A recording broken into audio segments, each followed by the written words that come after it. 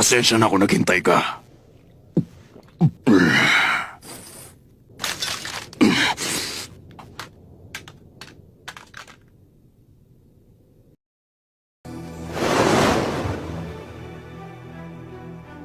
Naalala mo pa lahat ng mga taong tinatay mo? Depende rin. Siyempre, mas naalala ko yung mga madaling tumatak sa isipan ko. Kung ganun, nandito ka para maghigante. Sino bang pinaghihigante mo? Ang mga kuruta. Hindi ko sila kilala. 5 taon nang nakakaraan nang salakayan niyo kami. Walang imaheng pumasok sa isip ko eh. Pero 5 taon ka mo? Siguradong kasama ako doon kung ganun. Gusto ko malaman, sa tuwing pumapas lang kayo ng inosenteng estranghero, sabihin mo, anong tumatakbo sa mga isip ninyo? Anong nararamdaman ninyo? Wala namang espesyal. Lapastangan! Iiral ngayon ng hostisya!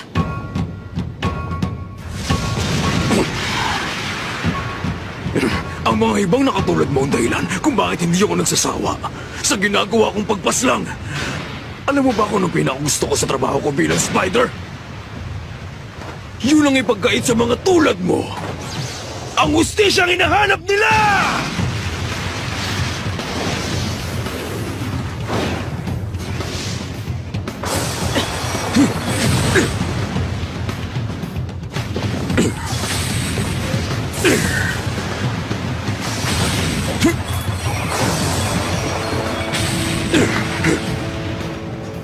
Delikado matamaan ako ng kadena niya.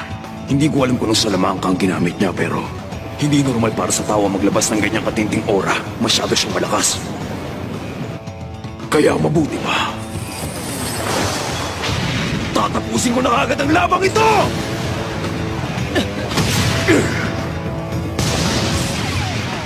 Huli ka ngayon.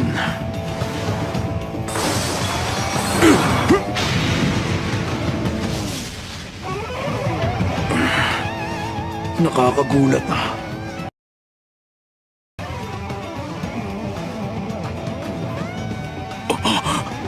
Bakit ganun? Walang epekto. Yung suntok mong yun, yan na ba ang buong lakas mo?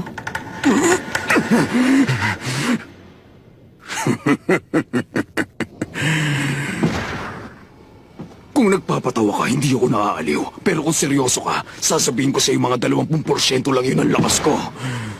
Nakakaya naman, kaya ngayon gagamitan na kita ng kalahati ng buong lakas ko!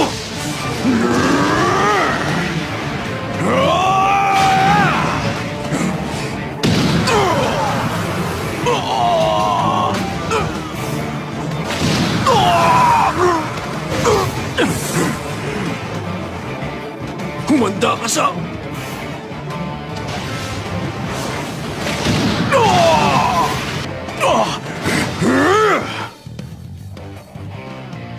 Ang bilis mo rin ha. Para kang lamok sa liksi mong kumilos.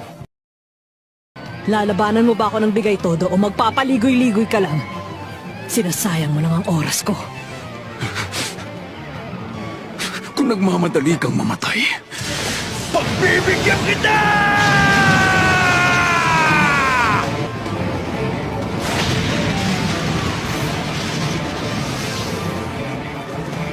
Isang smokescreen.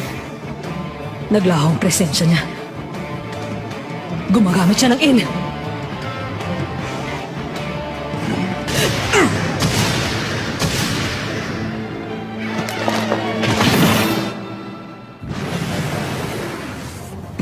Ngayon sigurado ko na paruhan na kita.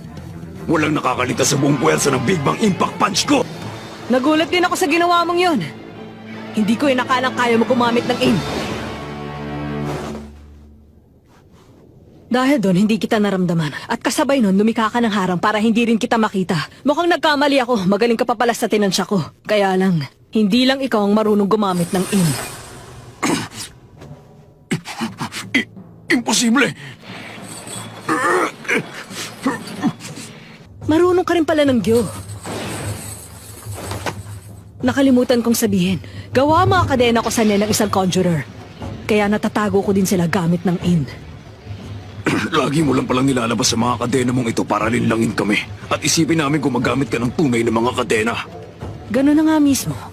Nagpanggap ako na isa akong manipulator na kumukontrol ng tunay ng mga kadena nang sa ganun. Matuon lang ang atensyon ng mga kalaban ko sa kadenang nakikita nila.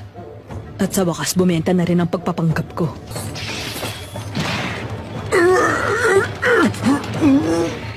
Nahuli na kita. Talo ka na. Imposible. Hindi maaari ito. Nakakadepensa siya tulad ng isang enhancer. At likas na conjurer lang ang makakagamit ng ninaganito kalakas sa mga kadenang ito. Maaari kayang nagawa niyang hubugin ng ganapan lahat ng abilidad na napapaload sa pagiging enhancer at conjurer. Pero hindi nangyayari yun.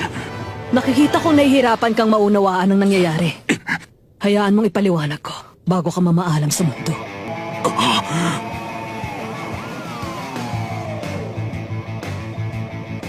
Ang mga matang yan! Naalala ko na ang lahat ngayon. May isang tribong ganyan na mga mata sa gitna ng kung saan di kilalang lugar. Gustong-gustong makuha na pinuno ang mga mata nila. Naalala ko, malalakas din ang mga yon. Pero ang alam ko, inubos na namin silang lahat. May naiwan pa palang isa. Tingnan natin ngayon kung sinong mas malakas sa laban. Ang galit mo o ang labis na pagnanasa kung durugin ka!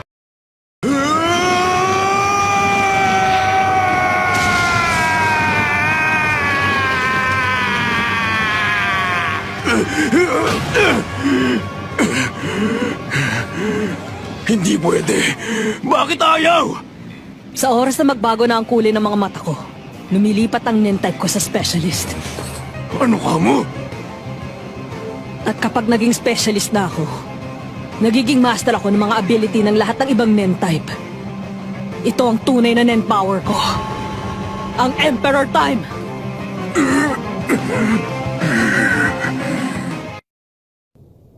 Nagiging specialist ka? Nagagamit mong abilidad ng lahat ng ibang nen-type ng 100%? May ganun? Oo, ako yun.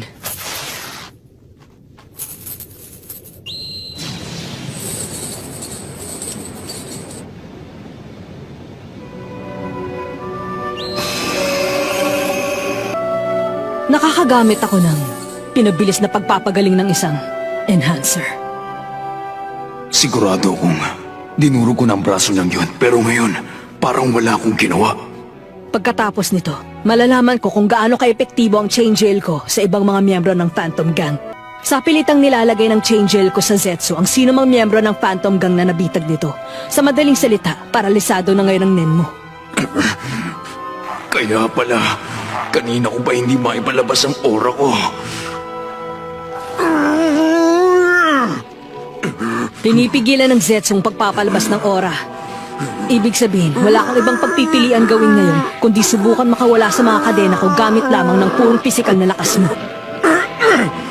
Kung hindi makakawala sa mga kadena ko ang naturingang pinakamalakas na miyembro ng Phantom Gang, sigurado nang walang pag-asang makawala sa chain jail ko ang iba mo pang mga kagrupo.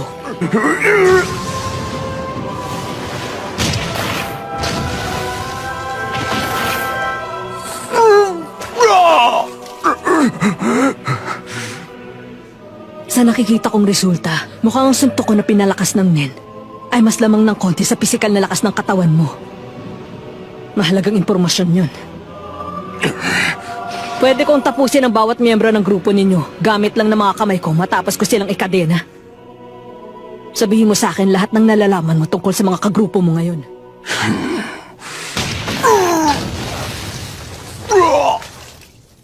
Nasaan ang ibang spiders? Mamatay ka na.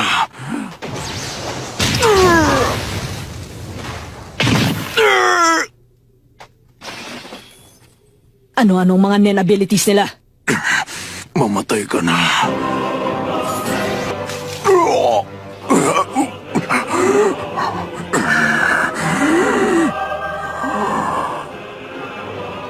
Nasusuka na ako sa'yo. Ang pakiramdam na naiwan sa kamay ko. Ang nakakarinding tunog ng bawat pagtama. Ang amoy ng dugo. Bumabaliktad ang sikmura ko sa sobrang pagkasuya. Paano niya nagagawa ang ganitong bagay na gano'n na lang nang walang iniisip? Nang walang nararamdaman? Sumagot ka!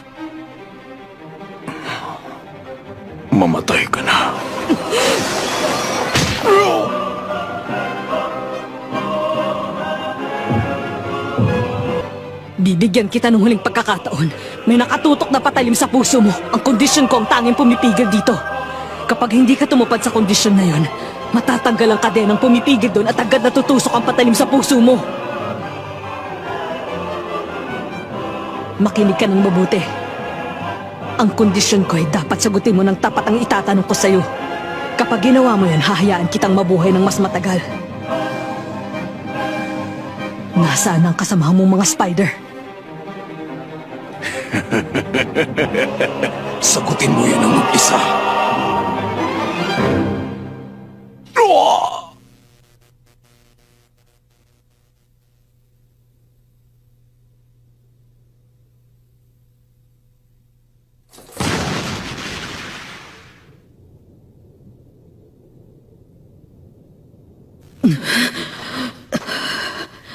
Masyado akong nagtagal sa anyo kong yun.